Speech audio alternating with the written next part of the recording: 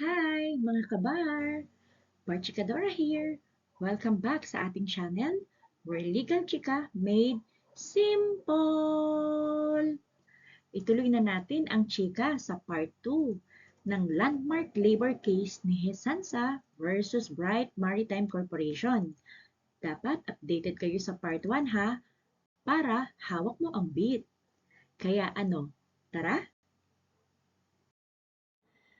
Heto ang pinakamalaking pagkakamali ng marami kapag natatalo sila sa labor arbiter.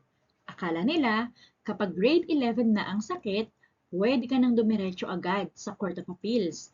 Naku, bawal na bawal na bawal na bawal po yan. Parang aakyat ka lang ng ligaw. Hindi ka pwedeng dumiretso muna agad kay lolo at lola hanggat hindi ka muna dumadaan sa magulang. Kapag lumaktaw ka at tumakbo ka agad sa Court of Appeals mula sa labor arbiter, ibabasura lang ng CA ang kaso mo dahil sa tinatawag na premature appeal o sa madaling salita, huwag kang atat. Hindi ka sumusunod sa tamang proseso. Paano nga ba ginamit ang Rule 65 at Rule 45 sa kasong ito? Rule 65 is the petition for certiorari ginamit mula NLRC patungong Court of Appeals. Ang focus is the error of jurisdiction. Noong natalo si Sansa sa NLRC Commission, hindi siya pwedeng mag-appeal agad sa CA na para bang nagrereklamo lang ulit na masakit ang likod niya. Ginamit niya ang Rule 65 upang patunayan na ang NLRC ay nagkasala ng grave abuse of discretion. Ibig sabihin, nagbulag-bulagan ito, nag-abuso at binaliwala ng NLRC ang mga ebidensya at batas na pabor sa isang seafarer. Mas mahabang panahon dito. Meron siyang 60 days para mag-apila sa CA. Samantalang, ang Rule 45, ang Petition for Review and Certiorari, ginamit naman mula CA patungong Supreme Court. Ang focus nito, ang maling pagbasa sa batas o ang error of law. Noong natalo naman si Sansa sa CA dahil sa issue ng Third Doctor Rule, umakyat siya sa Supreme Court gamit ang Rule 45. Dito, ang argumentong ginamit niya ay ang question of law. Ipinamukha niya at ng kanyang abogado na ang mismong interpretasyon at aplikasyon ng CA sa batas, particular na ang 120 to 240 days rule at POEA contract ay mali at sablay. Mas lalong nakaka-stress ang deadline dito.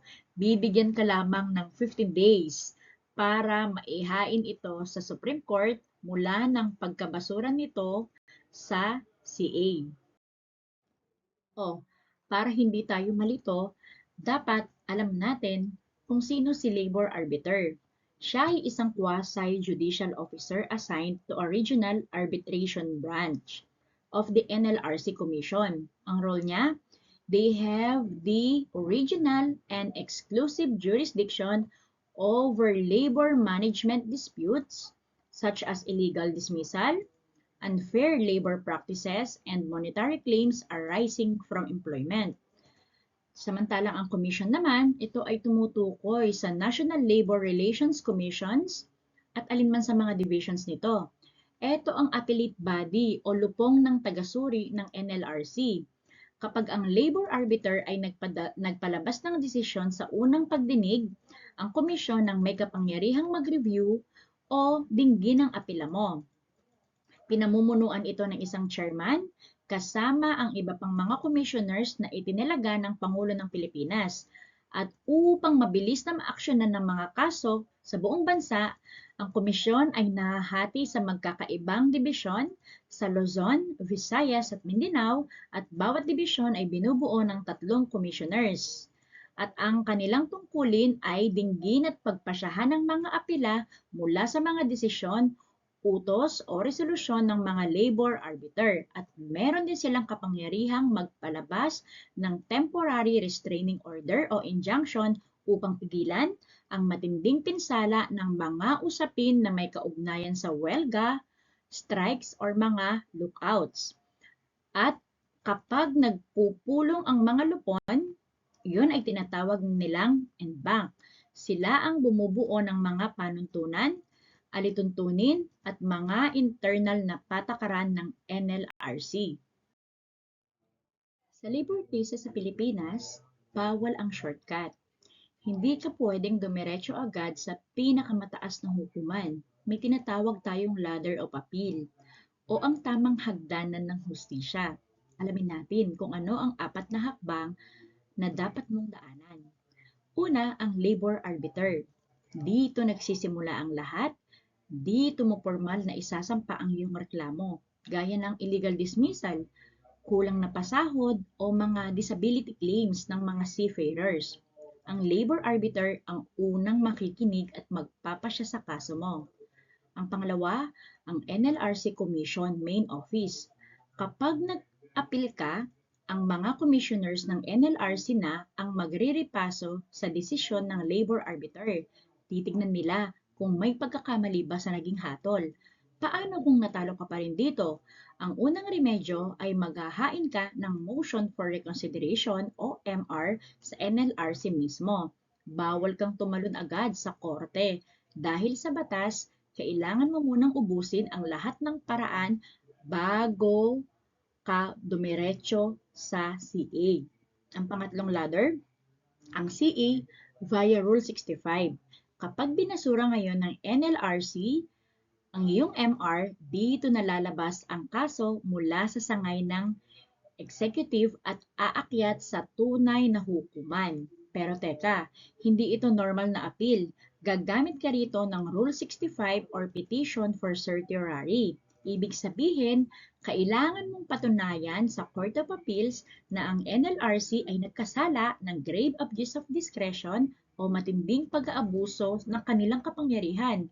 Kung matalo ka pa rin sa CA, maghahain ka ulit ng MR sa kanila bago ang huling hakbang.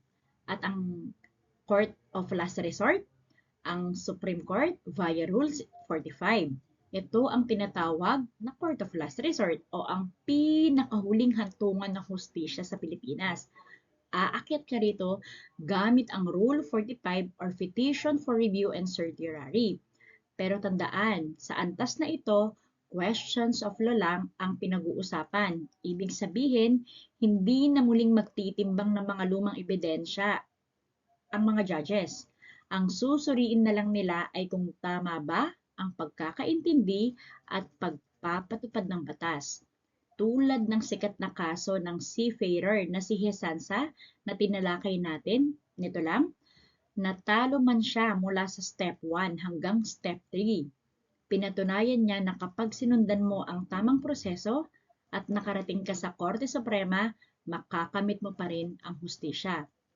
Kaya lagi nating tandaan, walang dumidiretsong daan para makabit ang hustisya.